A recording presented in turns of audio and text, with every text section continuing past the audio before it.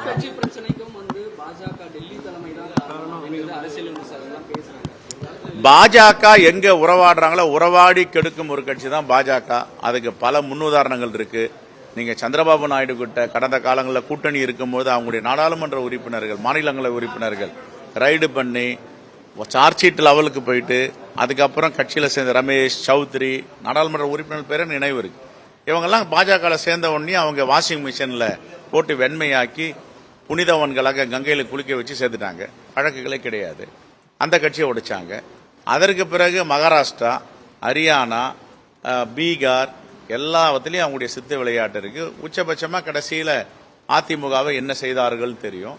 இப்ப என்ன செய்ய போகிறாள்னு தெரியும். எல்லோருக்கும் தெரியும். ஆகவே வீழ்த்து கொள்ள வேண்டும். வீழ்த்து கொண்டவர்கள் பிழைத்துக் கொள்ளுவார்கள். வீழ்த்து கொள்ளவில்லை என்றால் அரசியலில் பிழைக்க மாட்டார்கள். ஆகவே வீழ்த்துக் கொள்ள வேண்டும் பாஜகவிடம் என்றுதான் எங்களுடைய வேண்டுகோள். அமெரிக்க அரசு 50% இந்திய மக்கள் மீது இந்திய பொருட்கள் வரி விதிப்பால தமிழகத்திலே பெரும்பாலான பாதிப்பு இருக்கு. மத்திய அரசு ஒரு புறம் அழுத்தம் கொடுக்கணும், நடவடிக்கை எடுக்கணும் அப்படின்றது ஒரு புறம் இருந்தாலுமே காங்கிரஸ் கட்சி இந்த வலிமையை எதிர்க்கணும். என்ன நடவடிக்கை எடுக்க இருக்கிறாங்க? இல்ல, இவங்க அமெரிக்காவுக்கும் இந்தியாவுக்கும் என்ன பிரச்சனை? 50 விழுக்காடு ட்ரம்ப் என்ன சொன்னாரு? நீ ரஷ்யாவோட என்ன வாங்கக்கூடாது, ரஷ்யாவோட நீ கச்சா ஆயில் வாங்கினீங்கன்னா நான் வரி விதிப்பேன், ட்ரேட் அக்ரிமெண்ட்டை நீ மீறன்னு சொன்னார். ஆனா இவங்க என்ன சொல்றாங்க? ரஷ்யால மலிவா கிடைக்கிது வாங்குறேன்னாங்க. ரஷ்யால மலிவா கிடைக்கிது கச்சா எண்ணெய் வாங்குறோம். அது யாருக்காக வாங்கினீங்க? அரசுக்காகவா அம்பானிக்காகவா? அம்பானிக்கு மிகவும் மலிவா வாங்கி தரீங்க. சரி, அம்பானியுடைய ஜாம் நகர்ல இருக்க ரெஃபைனரி ஆயிலுடைய சென்ட்ரல்ல இருந்து ஏதாவது விலை கம்மியா விற்கிறாரா? இந்திய மக்களுக்கு 20 ரூபாய் குறைச்சிருக்காரா? மலிவான விலையில வாங்குறோம். ஒரு லிட்டருக்கு 20 ரூபாய் 30 ரூபாய் குறைச்சிருக்கணும். அப்ப மலிவுன்னா என்ன மலிவு? அது யாருக்கான மலிவு?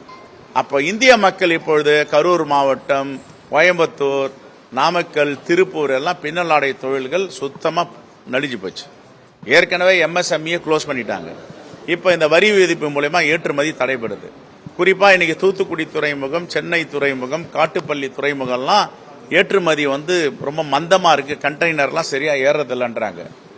நாங்க அப்பவே சொன்னோம் 40 விழுக்காடு GST நம்முடைய நாட்டுக்கு பொருந்தாதது, யூரோப்பியர்களுக்கு பொருந்தும், ஐரோப்பியர்களுக்கு பொருந்தோம். இல்ல 40 விழுக்காடு நான் கொண்டாடுவேன். நாங்க இப்ப என்ன பண்ணாங்க? மக்களிடம் கடன் சுமை ஏறி போச்சு,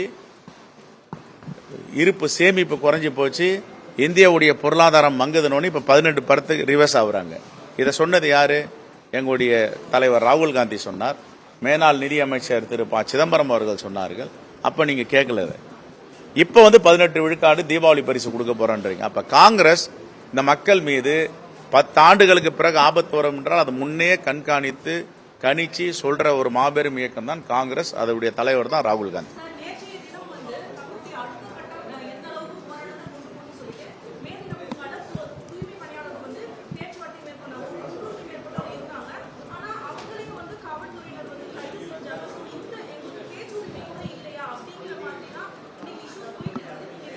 பேச்சுரிமை, எழுத்துரிமை, கருத்துரிமை, வாக்குரிமை எல்லாம் இருக்கு மக்களுக்கு.